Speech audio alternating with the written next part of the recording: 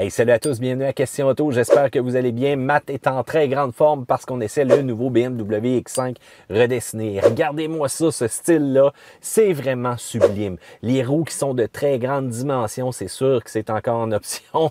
Faut dire aussi qu'on a des lumières au laser à l'avant. Regardez la qualité de peinture, la qualité d'assemblage et que dire aussi de la double ouverture du coffre en arrière qui est quand même assez particulière. À l'intérieur, un écran de qualité, wow, au niveau de la caméra de recul, wow, au niveau des aides au stationnement, le toucher des matériaux est vraiment parfait. Et que dire aussi du petit écran LCD qui nous permet de voir rapidement la température. Tous les boutons, tous les éclairages, toute la finition à l'intérieur est un gros wow avec ce véhicule-là. Regardez même le pommeau aussi de cristal avec la mention X qu'on voit à l'intérieur. Encore une fois, je trouve que c'est très, très beau comme finition. Il faut dire aussi que le système de son, eh bien, c'est comme tout le reste, c'est vraiment d'énorme qualité. Du côté motorisation, eh bien, c'est un 6 cylindres turbo en ligne. On va développer 335 chevaux à 5500 tours minute, 330 livres de couple à 1500 tours minute et on a jumelé le tout à une 8 vitesses automatique et on a la possibilité tout simplement aussi de faire une sélection au niveau du mode manuel.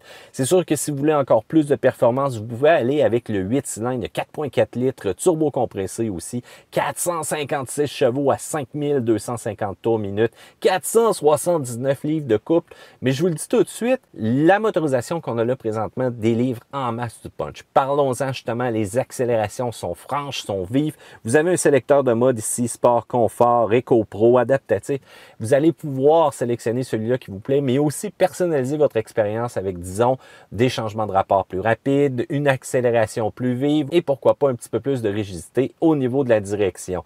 Donc, c'est puissant à volonté et ça peut être très doux comme très ferme. Mais il faut dire que cependant, on a quelques mouvements un peu de la suspension, même si celle-ci est ajustable. Du côté consommation, on parle de 11,7 litres au 100 en ville et de 9,1 litres sur l'autoroute. On a été capable de faire sous ça, même si on s'est énervé un petit peu avec le véhicule. Du côté des points négatifs, cependant, c'est sûr que le prix devient stratosphérique, mais c'est ça la personnalisation et c'est un prix de départ qui est quand même assez élevé, là, à 71 000 $. Pour le reste, c'est vraiment trop long aussi d'énumérer toutes les possibilités, mais regardez ça, si vous aimez vraiment un véhicule qui est à votre saveur, vous allez trouver votre comble, mais attention à votre portefeuille. Il y a un grand manquement dans ce bel écran-là de qualité, c'est le fameux système Android Auto. Où est-ce qu'il est passé? On ne sait pas, on n'a pas nécessairement trop de détails, mais je présume que BMW ne voulait pas, encore une fois, vendre les données des clients à ces méchants propriétaires de belles applications-là. Pour le reste, il y a beaucoup de boutons à l'intérieur aussi au niveau de la console, beaucoup de choses à l'affichage. L'affichage tête haute, c'est très bondé.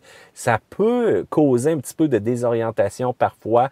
On attire notre attention à d'autres endroits, mais une fois qu'on a maîtrisé le tout, c'est quand même pas si pire. Et un point final, c'est le système de maintien de voix qui est extrêmement agressif. Ça fait presque peur. On fait le saut tellement qu'il nous replace dans la voie. Puis parfois, ben, c'est là que ça peut causer quelques erreurs. Du côté des plus, cependant, c'est un véhicule qui est extrêmement unique. L'espace, le confort à l'intérieur, c'est puissant. C'est littéralement deux motorisations qui sont sublimes de BMW.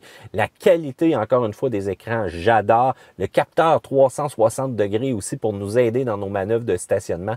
Regardez ça, c'est animé quand on roule. On peut passer proche d'une chaîne de trottoir et vous allez avoir le détail. Si jamais votre blonde arrive avec des mags scratchés, écoutez, avec un système comme ça, là, il n'y a plus de défaite présentement. Pour le reste, eh bien, la traction intégrale est digne d'un véhicule hors route. Le test diagonal a été extrêmement concluant. Vraiment, là, on était très haut dans la côte. C'est vraiment le domaine des gros camions qui sont capables de faire du hors-route. C'est sûr que bientôt, il va y avoir quand même une version diesel, une version hybride. Mais vous le savez, le luxe a un prix. Mais pour le BMW X5, il vaut son pesant d'or. Je veux savoir qu'est-ce que vous en pensez. Section commentaires ci-dessous. N'oubliez pas, test diagonal, accélération, c'est sur la chaîne de Car Question. Abonnez-vous, la petite cloche. Et oui, vous avez entendu le son, hein? Pouce en l'air, vous connaissez anyway c'est quoi le discours. Sur ce, on se revoit à une autre vidéo de Question Auto.